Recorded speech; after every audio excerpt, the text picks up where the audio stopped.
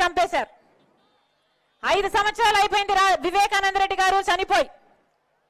వివేకానంద రెడ్డి గారు చనిపోలేదు, వివేకానంద రెడ్డి గారిని చంపేశారు. 5 సంవత్సరాలు అయింది. వివేకానంద రెడ్డి గారిని ఘోరంగా గొడ్డలితో నరికి నరికి నరికి నరికి నరికి మనకు చెప్పుకోవడానికే ఇన్నిసార్లు నరికి అంటే ఇట్లుందే. గొడ్డలి వేట్లు అనుభవించిన వాడు ఆయనకు ఎలా ఉండాలి? గొడ్డలి పోట్లకు బలైపోయి 5 సంవత్సరాలు అయిపోయింది వివేకానంద రెడ్డి గారు చనిపోయి. 5 సంవత్సరాలు అయిపోయిందే. పెద్ద మనిషి చనిపోయి, రాజశేఖర రెడ్డి గారి తమ్ముడు చనిపోయి, మీ నాయకుడు చనిపోయి, మరి 5 సంవత్సరాలు అయితే ఈ రోజు వరకు వివేకానంద రెడ్డి గారిని హత్య చేసిన వాళ్లకు, చేయించిన వాళ్లకు శిక్ష పడిందా? న్యాయం జరిగిందా? వివేకానంద రెడ్డి గారి రక్తం ఈ రోజు వరకు కూడా ఘోషిస్తూనే ఉంది. ఆయన ఆత్మకు ఈ రోజు వరకు కూడా శాంతి చేకూర్చలేదు. కారణం, వివేకానంద రెడ్డి గారిని హత్య చేసిన వాళ్ళు, చేయించిన వాళ్ళు యథేచ్ఛగా తిరుగుతుంటే మరి న్యాయం అన్నది ఎక్కడుంది? జరిగిందా వివేకానంద రెడ్డి గారికి న్యాయం? జరిగిందా వివేకానంద రెడ్డి బిడ్డకు న్యాయం? జరిగిందా వివేకానంద రెడ్డి భార్యకు న్యాయం? మరి ఇది అధర్మం కాకపోతే ఏమిటి? 5 సంవత్సరాలు అయిపోయింది హత్య జరిగి. సిబిఐ ఎంక్వైరీలో హత్య చేసింది ఎవరు, హత్య చేయించింది ఎవరు అని తేటతెల్లం చేశారు. హత్య చేసిన వాళ్ళు ఒకరైతే హత్య చేయించిన వాళ్ళు ఎంపీ అవినాష్ రెడ్డి గారు అని సిబిఐ దోషిగా, నిందితుడిగా, అక్యూజ్డ్ గా సిబిఐ చేర్చింది. సిబిఐ సాక్ష్యాలు చూపుతుంది, ఆధారాలు చూపుతుంది, వాగ్మూలాలు చూపుతుంది. గూగుల్ టేక్అవుట్, గూగుల్ మ్యాప్స్ లో హత్య చేసిన వాళ్ళు, హత్య చేయించిన వాళ్ళు అంతకు ముందు రోజు కలుసుకున్నారు, ఆ రోజు కలుసుకున్నారు అని గూగుల్ టేక్అవుట్ లో సాక్ష్యాలు చూపుతుంది.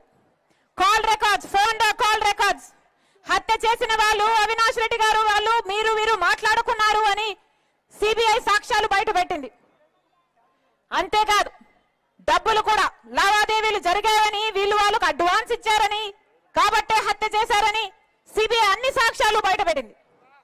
ఇన్ని సాక్ష్యాలున్నా, ఇన్ని ఆధారాలున్నా, 5 సంవత్సరాలు అవుతున్నా ఈ రోజు ఆ పెద్ద మనిషి, మంచి మనిషి వివేకానంద రెడ్డి గారు, రాజశేఖర రెడ్డి గారు, ముఖ్యమంత్రి రాజశేఖర రెడ్డి గారి సొంత తమ్ముడి విషయంలోనే న్యాయం జరగలేదు అంటే ఎందుకు జరగలేదు? ఎందుకు జరగలేదు? సాక్షాత్తు ముఖ్యమంత్రి గారు జగన్మోహన్ రెడ్డి గారు తన అధికారాన్ని అడ్డేసి ఈ రోజు హంతకులు, హంతకు చేయించిన వాళ్ళను కాపాడుతున్నారు కాబట్టి ఈ రోజు వరకు కూడా రాజశేఖర రెడ్డి గారి తమ్ముడిని హత్య చేసిన వాళ్లకు శిక్ష పడలేదు. ఇది ఎక్కడి న్యాయం అని అడుగుతున్నాం. ఇది ఎక్కడి న్యాయం అని అడుగుతున్నాం. సొంత చిన్నానా, రక్తం పంచి పుట్టిన నాన్నకు తమ్ముడు, నాన్న తర్వాత నానంతటి వాడు, చిన్నప్పుడు ఎత్తుకొని పెంచిన వాడు, సొంత చిన్నానకే మీరు న్యాయం చేయకపోతే ఇక ఎవరికి న్యాయం చేస్తారు సార్ అని అడుగుతున్నాం. మీకు అధికారం ఇచ్చింది ఎందుకు?